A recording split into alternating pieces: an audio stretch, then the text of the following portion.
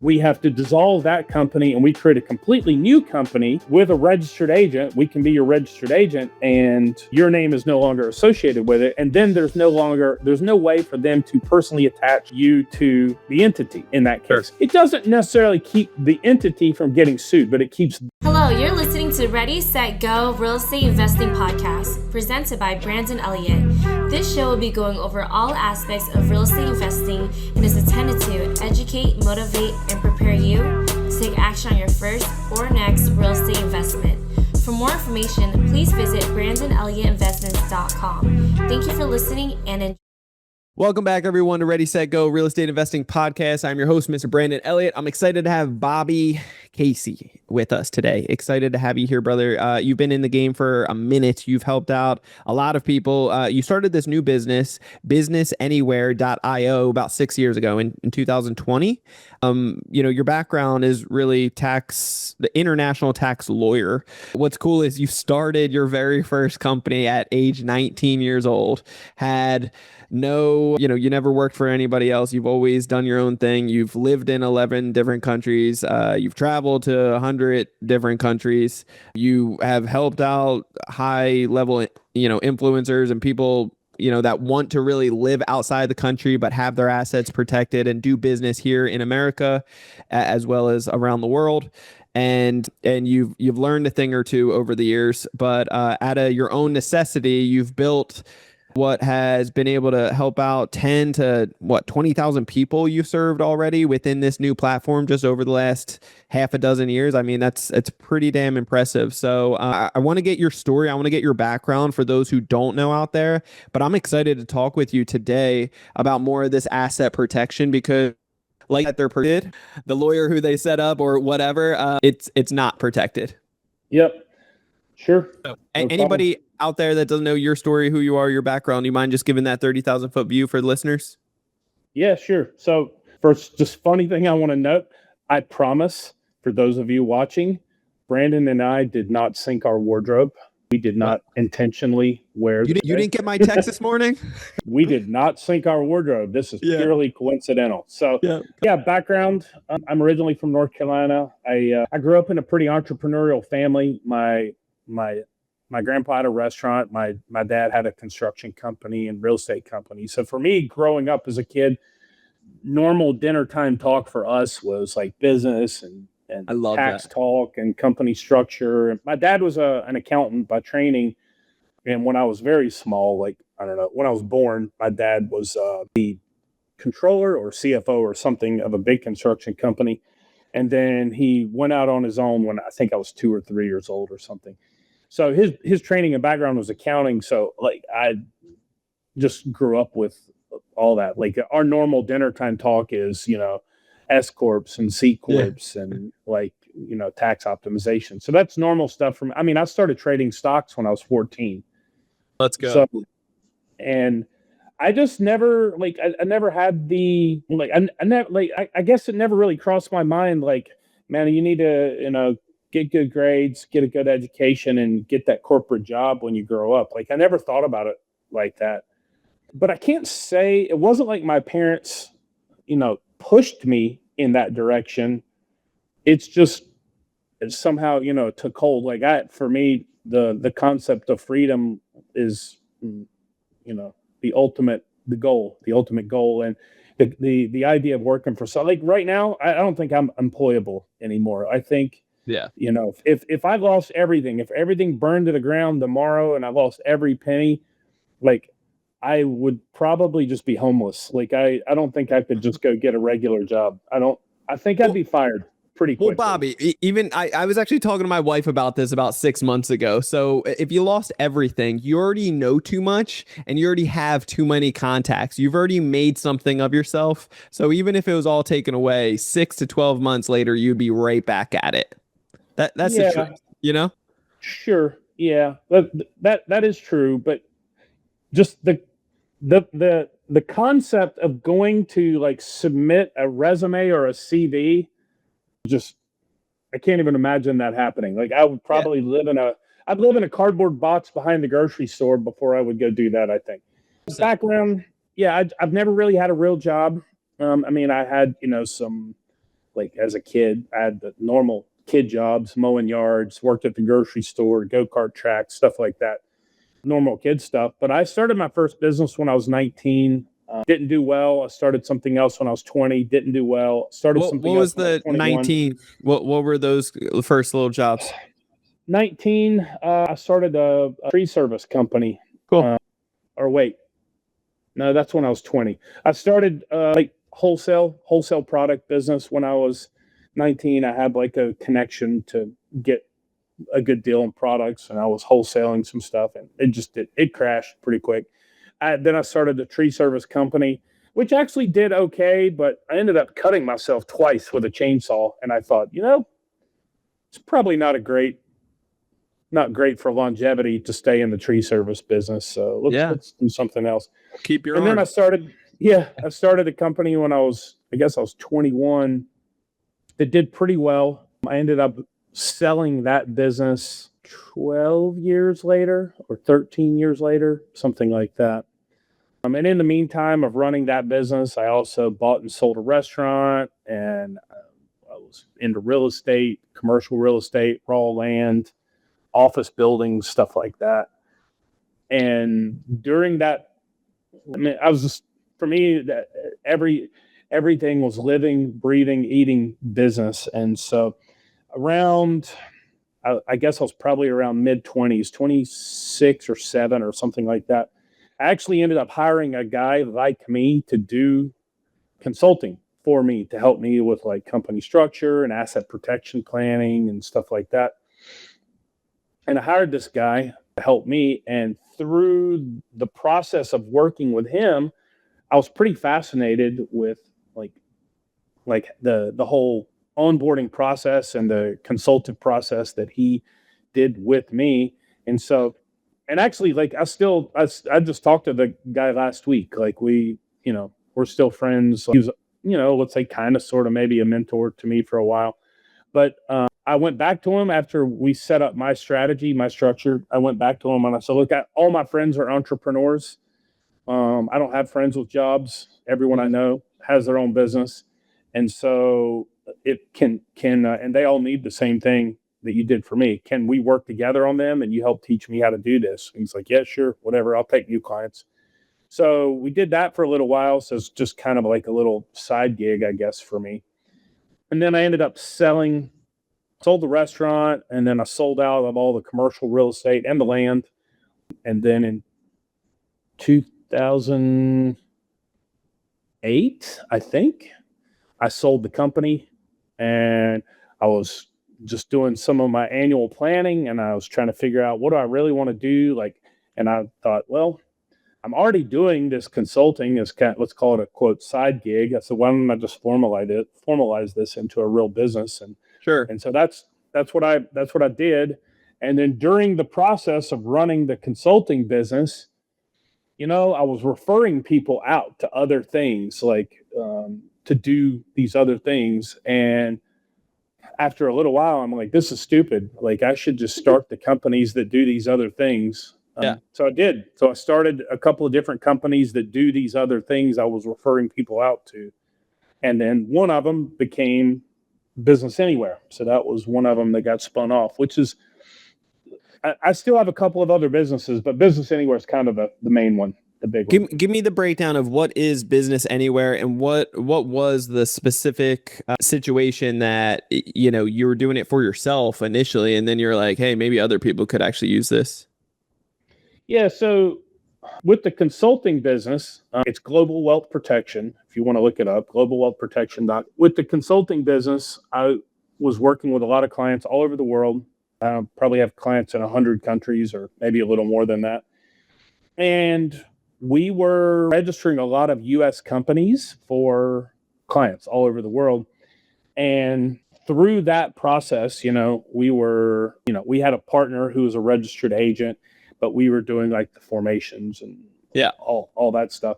And we just registered a lot of companies for people over the years and renewing them, like filing the annual reports, especially real estate people. If you got any, obviously you got a bunch of real estate listeners. Any real estate listeners out there that have several LLCs know it can get kind of annoying and tedious because you have to file your annual reports every year. You have to pay the state fees. You have to maintain your registered agent service. You miss a deadline, you get a late fee, reinstatement fee, and like it's not hard if you got 2 LLCs, but if you got 30 of them, it gets kind of it's tedious, annoying as right? hell. Yeah.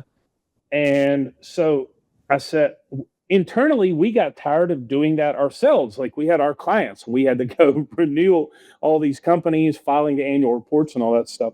And so I just hired a developer to build a software platform that automates all of it so that when it comes time to renew it, it automatically files your annual report. It automatically pays your state fees. It automatically renews the registered agent service. It does everything. So you don't have to do it. We did that internally for ourselves just to make our job easier. But then I realized, and that's why I say like it kind of happened out of pure laziness, which actually, in my opinion, a lot of businesses exist out of pure laziness, right? Yeah. And that's okay. Yeah, I mean, this is what we call progress, right? Technological progress. So yeah, but it came about like that. And then I said, actually, that software is pretty cool. We should probably spin that off into a separate company. And that's how Business Anywhere got started. So that's one of the core features of what we do is we register your company. We do the registered agent service for you. We do the filings, but we do the automated annual reports for you. So you don't actually touch anything. The only time you need to touch something is if you want to cancel the LLC or you want to like revoke it. So the system does all that for you. It's a service and the AI, and basically you plug in all of your entities at once and it can handle all of it, or it's one at a time. I mean, I got clients that have come to us before and have like 40 LLCs with properties. Yep. And they switch over to us as registered agent. Yeah. Once they switch over to us, our system automatically handles it. So nice. Like you can dump in 40 at one time if you want, but it renews it based on obviously your renewal date for your. Sure. Yeah. I love entity. it. I know there's other services out there, and some of them they can do bulk uploading, and other ones it's one at a time, and it can be a pain. And so, yeah, that makes sense. Yeah. As far as your fees go on that, what does it look like? Well, like our registered agent fee is $147 a year, and then we charge $50 compliance fee. Okay. Plus whatever the state fee is for your state. Gotcha. And all that's just automated and handled and so forth. Yeah, you'll get a notice. You get a notice. Honestly, I don't remember, but let's say what's today? August 12th. So let's say last year you registered your LLC on August 12th. So I think it's like 2 weeks before the due date, you'll get a notice from us saying, hey, your LLC, XYZ LLC is up for renewal. If you want to renew it, do nothing. If you do not want to renew it, you need to click here to either cancel service with us or dissolve the entity. You can choose if you just want to cancel service with us. Yeah. We just don't handle the renewal anymore. It's up to you to figure it out. If you want to dissolve it, then, we do the dissolution for you. Or do nothing and the entity automatically gets renewed and you don't have to touch anything. Okay, yeah. And if you cancel out of it, it can also dissolve on its own over time, right? Yeah, I mean, different states have different timelines on that. Yeah, sure. Some will do an administrative dissolution in 30 days, some 60, some 90. Yep. Some states will, keep accruing the fees if you don't do a dissolution. It just depends on the state. So we tell people if you absolutely positively don't want anything to do with dealing with that LLC ever again, then you can just cancel it if you want and let the state administratively dissolve it.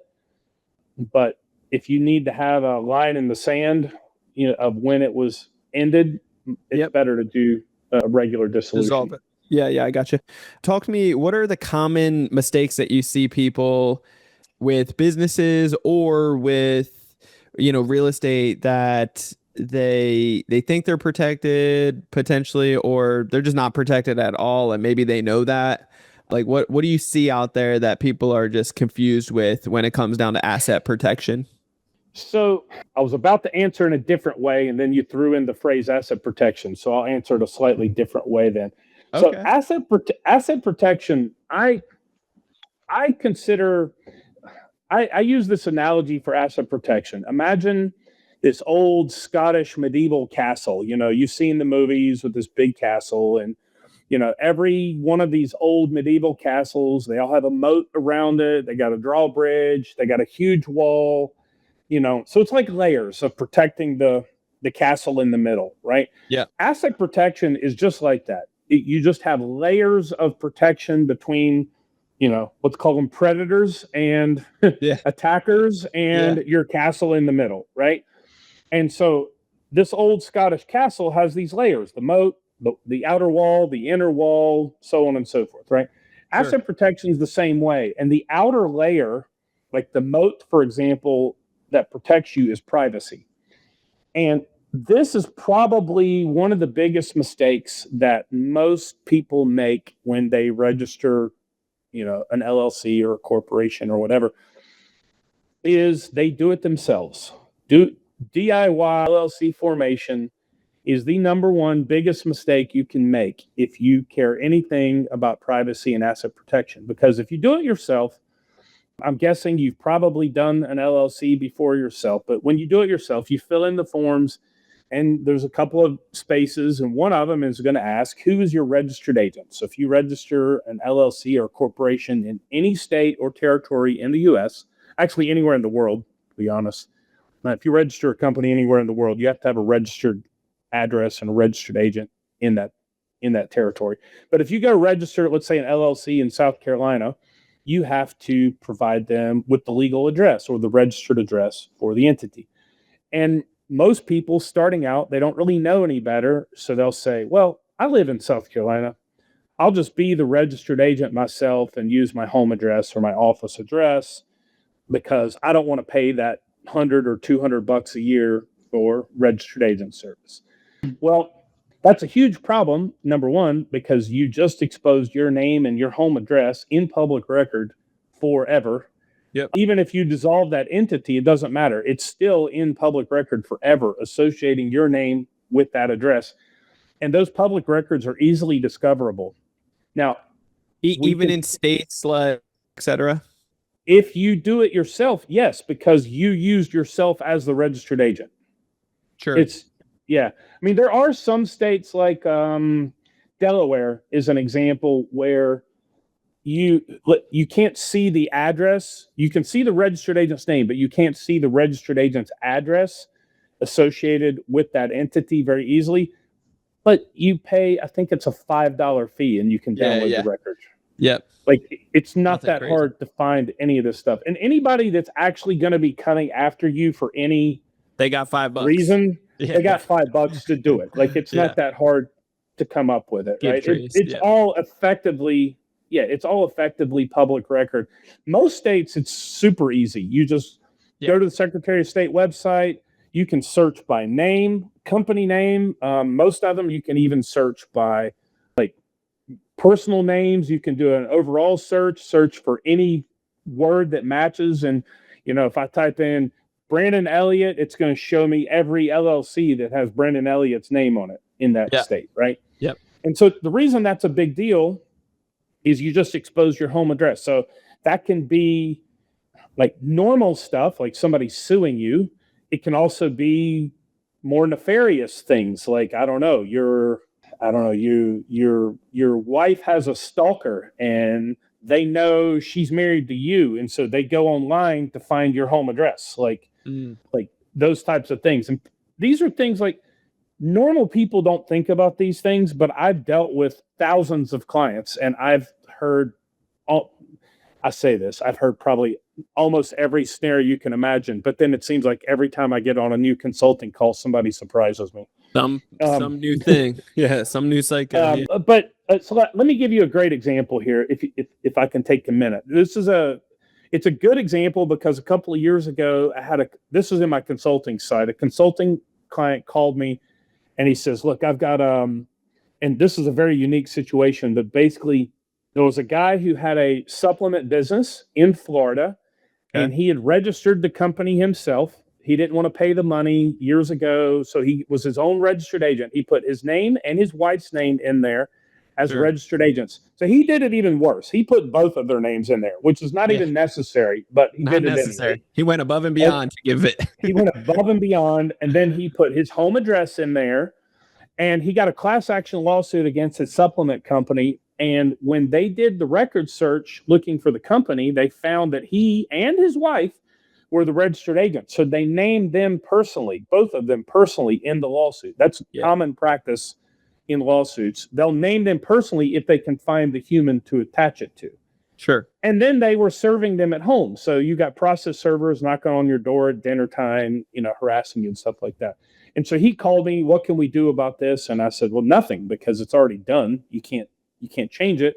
I said, the only thing we can do is fix it going forward in the future, which means in order to do that, we have to dissolve that company and we create a completely new company with a registered agent. We can be your registered agent and your name is no longer associated with it. And then there's no way for them to personally attach you to the entity in that case. Sure. It doesn't necessarily keep the entity from getting sued, but it keeps them from personally getting attached to the lawsuit. Well, because they personally attached him to the lawsuit, he ended up settling it for about $800,000. Now, what makes this story really interesting is in the same month that happened, I had another client.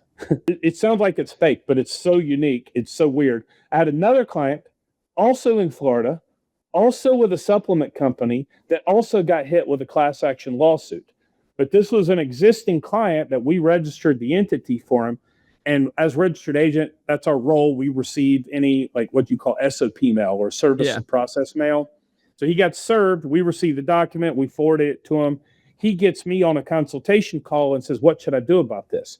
So they only named the company because they had no idea what his name was. And I told him, I said, look, my recommendation, most of these class action lawsuits are frivolous and they're bullshit and they go away unless you feed them. I said, so my recommendation is ignore it for 3 or 4 months and let's see what happens. If you ignore it, because if the people listening, the way class action lawsuits work, basically you got a lawyer that goes and finds a problem and then they go find 1,000 people that want to get, $12 back or something like that, right? So they can make 400,000 or a million. Exactly. Yeah, exactly. And so they go find people and people are like, yeah, sure, I'll take a $12 refund or whatever. But they're not getting paid. The lawyer doesn't get paid until they win. Sure. So if you ignore it for 3 or 4 months, in most cases, these small little frivolous class action lawsuits, they go away because the law firms don't want to keep throwing money at billable hours unless they can see the gold at the end of the rainbow. Yeah. And so I told this client, I said, let's just ignore this for a couple of months. Basically, don't fan the flame, basically. Let it just die out. Yeah. I said, let it die out. And if it doesn't die out, if he's still coming after you 3 or 4 months later, then we'll deal with it. Sure. Because it's not going to be the end of the world if you ignore it for 4 months. Well, basically, that's what he did, and it went away. Yep. So let me ask. Interesting two comparisons. Yeah, and sometimes it works like that. Once, there is one person out there, it would be funny to actually look and see if it was the same individual, same law firm that's constantly going at these guys. It wasn't. I looked. Yeah. Yeah. But sometimes those signs pop up. Once they get one that works out well, they go after all the others. Which is, it's sad. Yeah. But talk to me. So for somebody out there that might have set it up incorrectly, and made some mistakes, obviously, like you said, like ways to correct it, you can either move and start a new entity, or you can start a new entity. You can start a new entity and make sure it's protected, and that, registered agent in a different area. If somebody does create their own entity themselves because they've had lawyers do it a few times, and they use, platforms online, or they do it online in general, but they do use a registered agent for it, not using their own house. And maybe they even get it owned, not by them, but they get another entity to own it, that owns a holding company, that owns a trust. Do you cover revocable and non-revocable type of trust, and explaining kind of the difference so that people can understand, how to control but not own? I can do that actually. So I didn't mention this, but one of my other companies is I own a trust company. So I know a little bit about that. Just to your point, if you got a do-it-yourself person, but like, for example, we do registered agent service also as a standalone service. Like, so like we do sometimes get people come to us and say, we're going to register it ourselves, but we want you to be our registered agent. Yeah. And that's okay. But there's still a lot of mistakes people make even in that scenario. So for example, a lot of states have, not all, but a lot of states have a section on the form for what they call the organizer.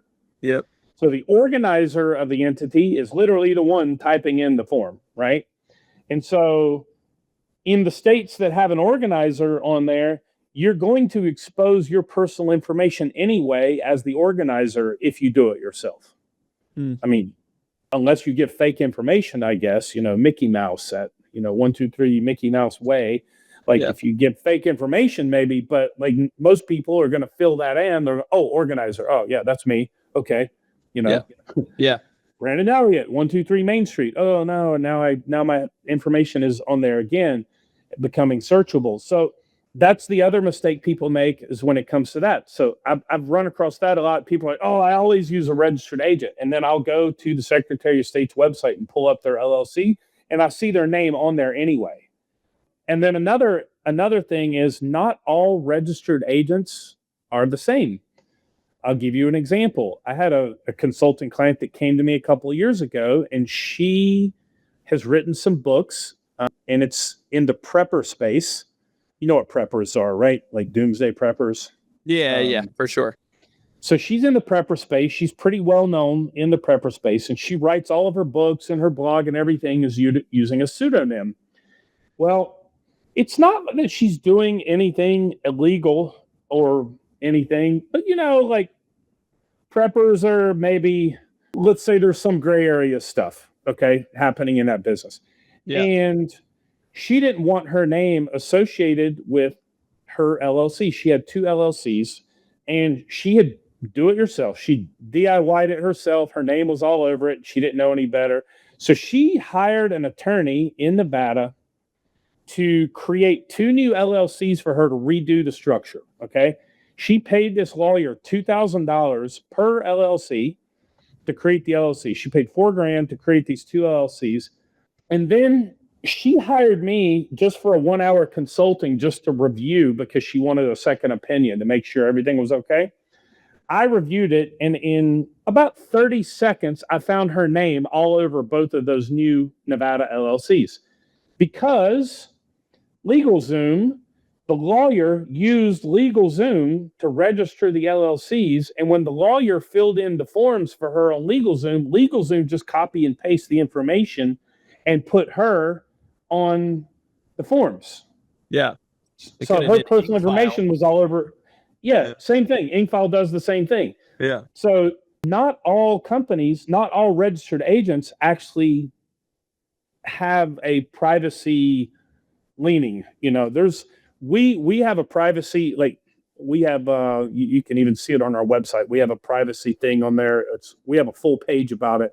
Like we don't disclose any personal information in public record unless it's legally required in that particular state. And then we only disclose the things where we have an actual legal requirement. Like California, for example, you have to tell them who the manager is, but you don't have to disclose their address. You can disclose their address, but you don't have to. And like LegalZoom will just put your address in there because it's one of the form fills. They don't care about the privacy part.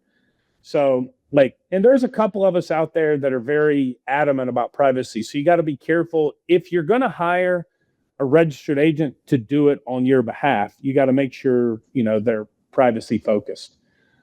So back to your point about trust and revocable, irrevocable from the ownership perspective. Number one, and since we're talking predominantly to real estate people, I'm going to stick with kind of the LLC topic since LLCs are the vast majority of what real estate people use as LLCs.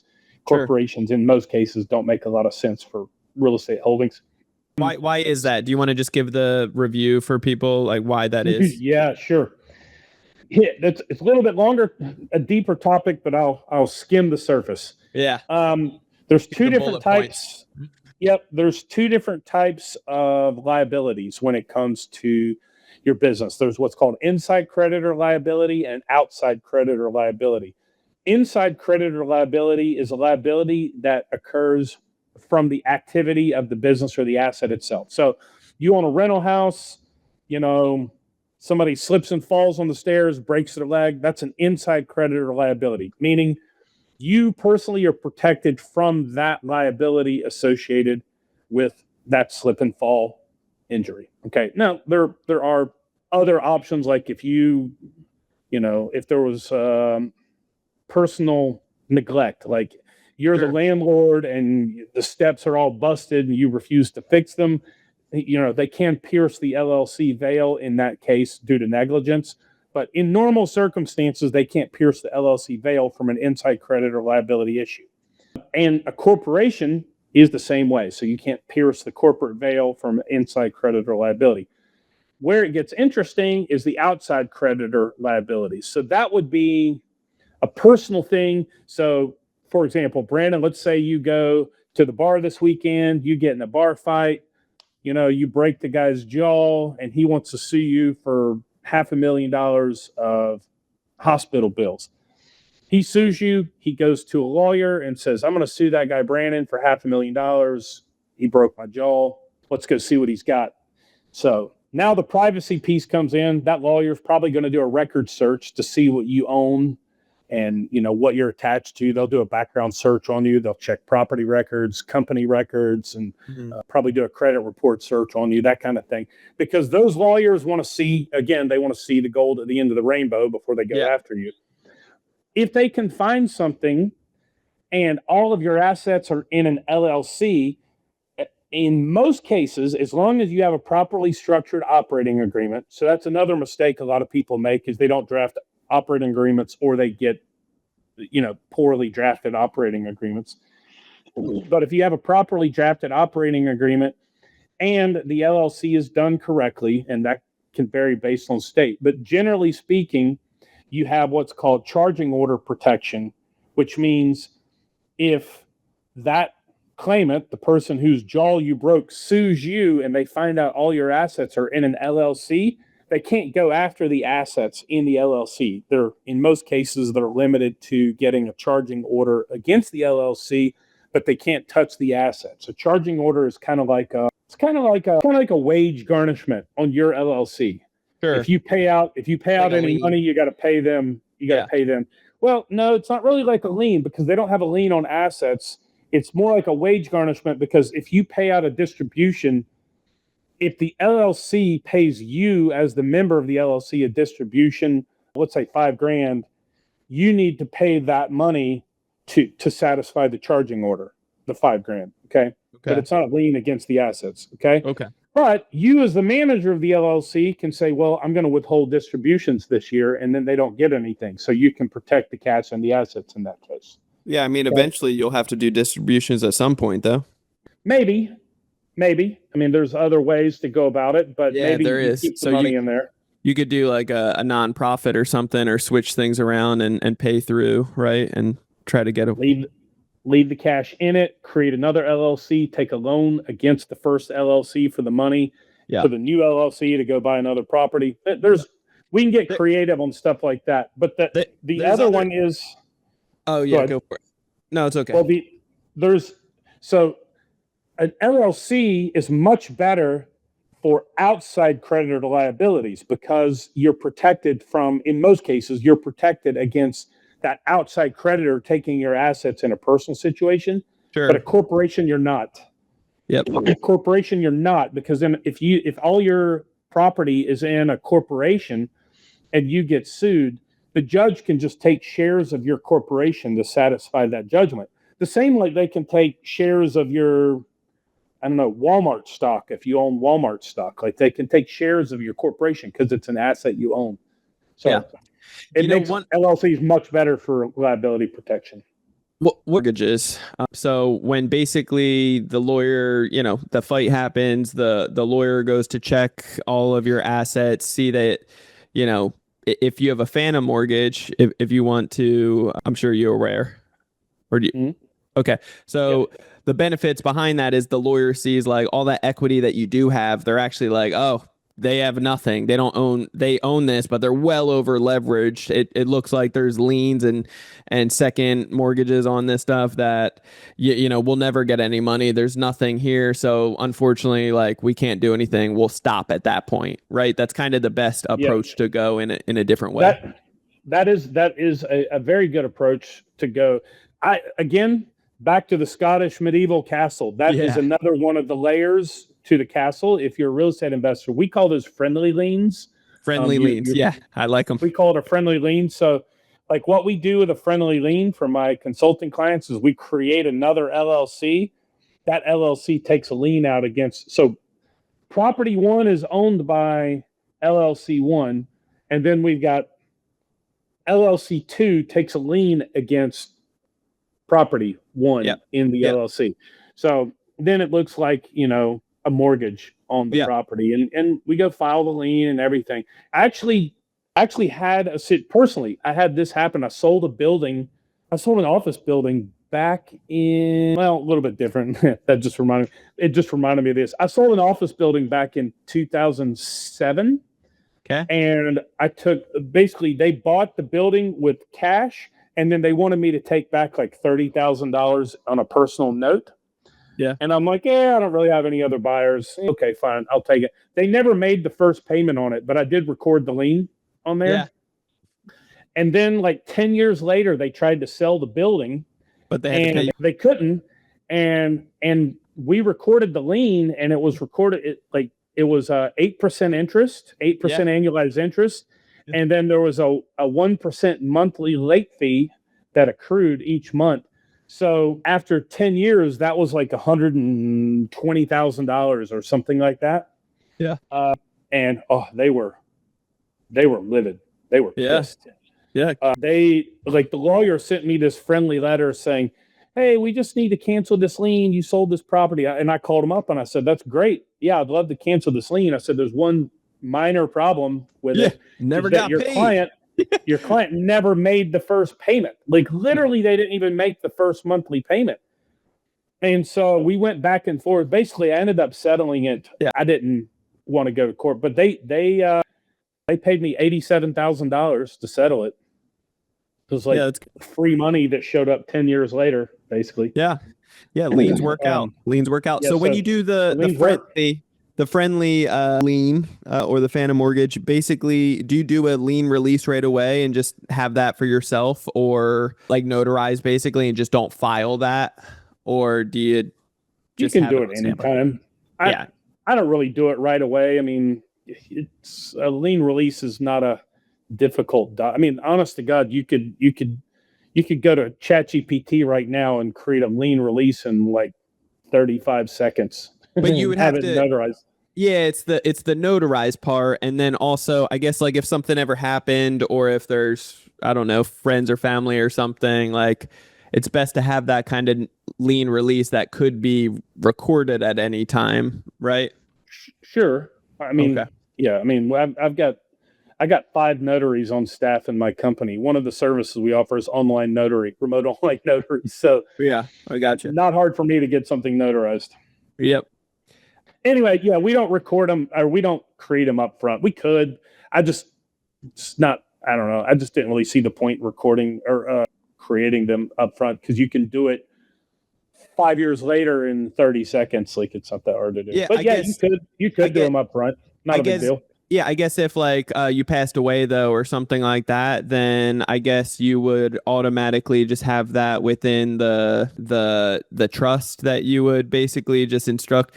You just wouldn't want to pay out something that's stupid or that's made up to protect for litigation standpoints. You know what I'm saying? So how would that work? Right. In that case? Yeah, well, in a case like if you, let's say you did this and then you died. Yeah. And your estate passed to your heirs, basically you would you wanted to let's say your kid wanted to sell this property 10 years later. You just produce the death certificate and show that you're the legal heir of the property, and then you draft the lien release form. I mean, you have every legal right to the property as the heir of the property. Okay. It's really not that big of a deal. Okay, cool. Trust. You want me to hit on the trusts? Yes, the trust piece of it. Yeah, go for it. Talk to me. Sure. So trusts fall into two generalized categories. There's irrevocable and revocable. A revocable trust really does absolutely nothing for you from an asset protection standpoint. The only thing a revocable trust does is avoids probate, and kind of makes sure your kids don't fight over who gets what when you die. So it avoids probate and makes the transition easier. And for a lot of people, maybe that's enough. I mean, it's cheap enough to set one up. If you set one up properly, it's a couple of $1,000, and that's pretty much it. And usually you're not paying like a professional trust company to be the trustee of a revocable trust, because it's kind of pointless to pay a trust company to be a revocable living trust. And what that means by revocable, it means if you get sued for $1 million or 10 million or whatever, and you have all your assets in a revocable trust, the judge can force you to revoke assets back into your name to satisfy that judgment. That's basically what it means. You have the right while you're alive to revoke the assets back into your name. Whereas an irrevocable trust is a little bit different. An irrevocable trust means you are actually legally giving those assets away to the trust. And it is irrevocable in the sense that, going back to the court situation, if you get sued for $1 million and the judge says, "Hey, we want to touch those assets," and you say, "Well, I can't. I don't own them. I don't even have the legal right to do that because it's irrevocable." You have to talk to the trustee, and then of course the trustee has no obligation to return those assets. But an irrevocable trust, because of that feature, is really good for asset protection. Because once you put it in there, it's not your asset. So if you get sued for $1 million and you say, "Well, I don't own anything," like, you can legally go to court and say, "I don't own anything."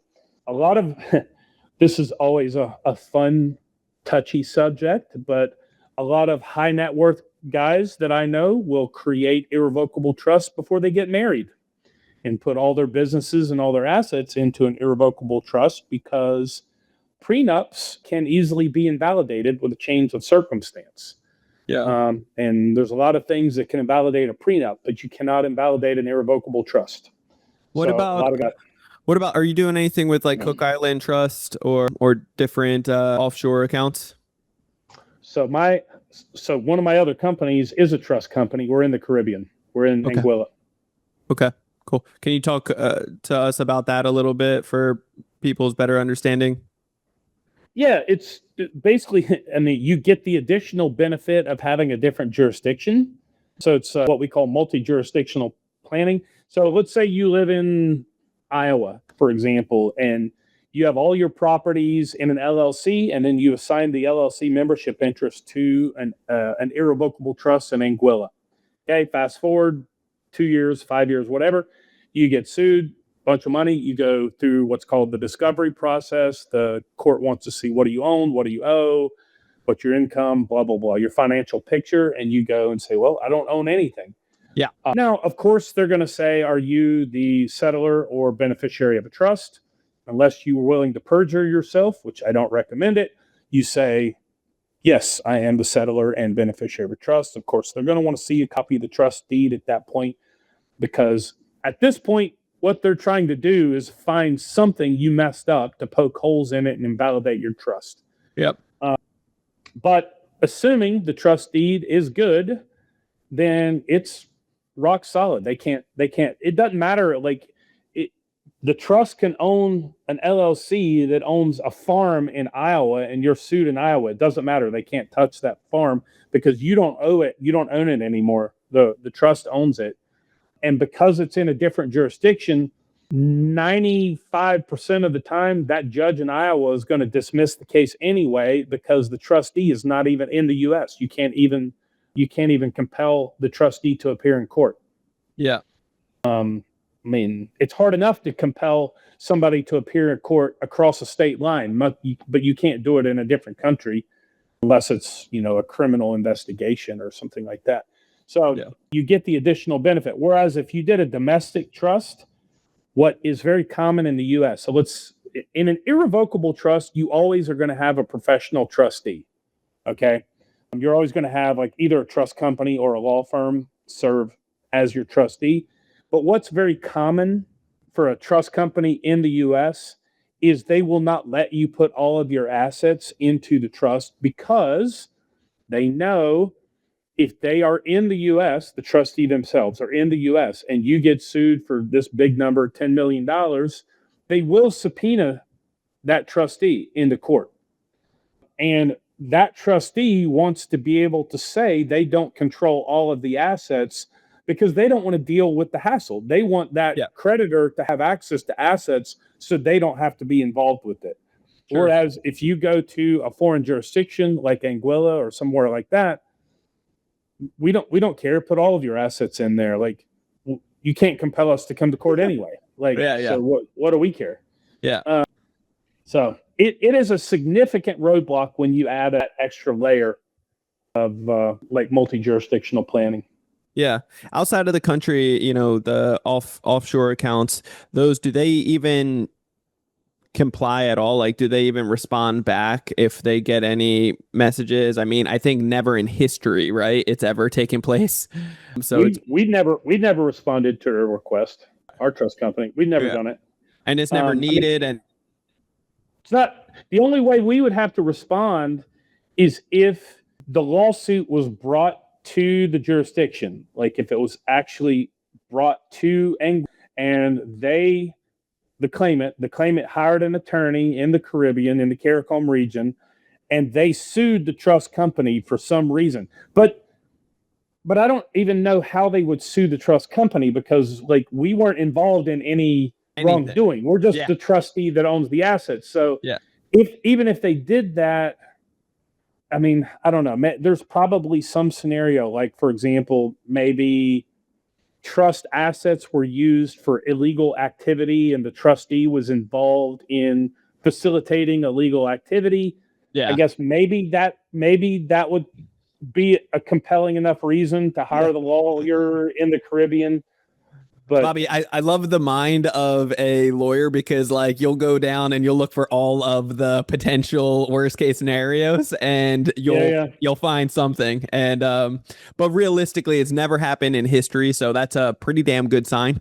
So oh man, we had a recent one. I had two recent cases that were pretty cool, pretty interesting. One of them, it's a guy, we created a trust for him in 2015, so 11 years ago. Yeah. He created the trust. He had a pretty good sized medical device company, pretty well off guy, and American guy. And so he had a couple of companies, and then we created a couple more holding companies, and then we set up the trust and assigned all the assets into the trust. Yeah. A couple of years later, he ended up marrying an Argentinian girl who literally went after him just for the money. Like, and I'm not saying Argentinians normally do that. Just this one happened did. To be it. Yeah, this one did. This one did. This one directly targeted this guy because she married him just for the money. Like, she literally had a plan to marry him and divorce him and take his money. Okay. Wow. That was her plan. And that's what she did. And she divorced him and sued him for, I don't know, some millions of dollars. And it was in court for a couple of years. And in the end, the judge dismissed the whole thing because all of his assets were in a trust and the trust was in Anguilla, and just told her and said, look, he had the trust set up before you were ever married. Everything he owns is in that trust. Yeah. What are you going to do? Like they just dismissed it. They said, there's literally nothing we can do. Even if we wanted to do something, we can't. Yeah. It's a different jurisdiction. Like, he owns nothing. It's all over there. He protected himself, so you're screwed. Yeah, he's got nothing on paper here. And then we had another situation. This one just wrapped up like last month or something. This guy ended up settling the lawsuit. He owns a travel company, and they had somebody die on one of their tours or something. And it's a long story, but the family sued for wrongful death. It was complete nonsense. He would have won the case, actually. He would have absolutely won the case because basically the guy that went on the tour didn't disclose health like heart conditions and stuff like that. And basically he would have won the case, but we had all the structure set up in place, the trust, all of his companies were in the trust. He ended up settling it he settled it for about $300,000. I mean, I think it was like a $10 million lawsuit. He settled for $300,000. And the only reason he settled is because his lawyer told him he's absolutely going to win it, but it's going to take another 1 to 1.5 years in court. And he's going to spend $300,000 in legal fees for all the court case to finish. And he said, well, I'll just pay the 300 and buy my time back. Yeah. But the lawyer told him straight up, he said, you're like 90% chance you're going to win it. And even if the slim chance you lose, there's a 0% chance they're going to take any of your assets because everything's in a trust. Yeah. Wow. That's powerful. Bobby, talk to me about how people can get a hold of you. The best for Business Anywhere, it's easy just to reach out to us on the website. It's businessanywhere.io. Cool. And we have, like, you can email us there. You can schedule a call with us there. All of our socials are there. We're on all the social media stuff. Nice. For the consulting stuff, it's globalwealthprotection.com. Same thing. Love it. Awesome. What does the future look like for you and the company?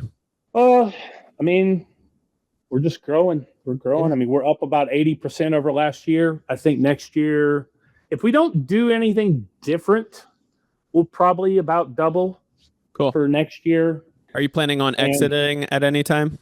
I mean, eventually. Yeah, I'm sure I will. Because I know you like buying and selling companies, building them up and selling. So why not? Yeah, eventually I probably will. But, right now, like, I've got an amazing team.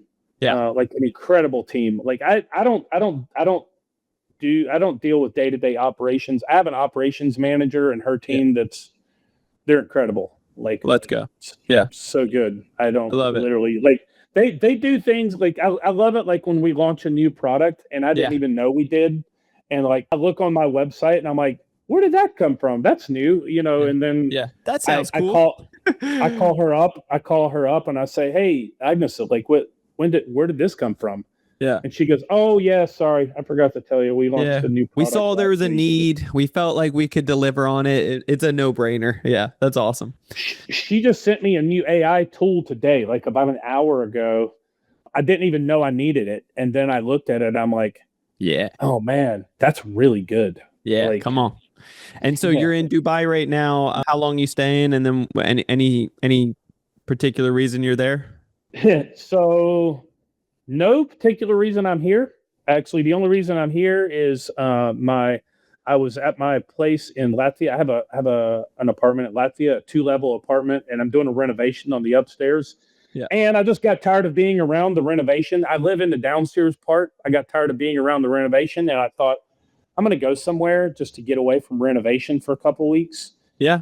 And then somebody invited me to their birthday party last Saturday in Dubai. And I thought, well, that's as good a place as any. So I like it. Yeah. Cool. And you asked how long I'm going to be here.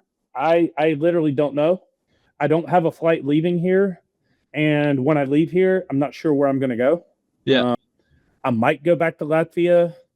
I thought about going to Lisbon, Portugal, and I thought about going to Budapest, Hungary, but I'm not sure.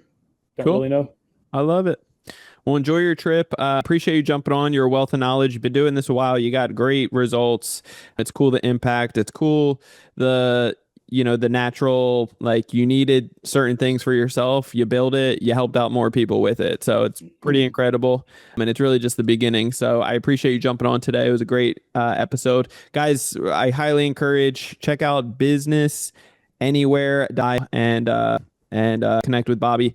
Otherwise, if you want to get a hold of me, you can always do so on Instagram. Follow us on Brandon Elliott Investments. Otherwise, our business page, Credit Counsel Elite. If you're looking to get funding and up to $500,000 with interest rates as low as 0%, how to be able to talk to the banks properly and be able to repeat the process every 6 months, then check out Credit Counsel Elite. That is www.creditcounselelite.com.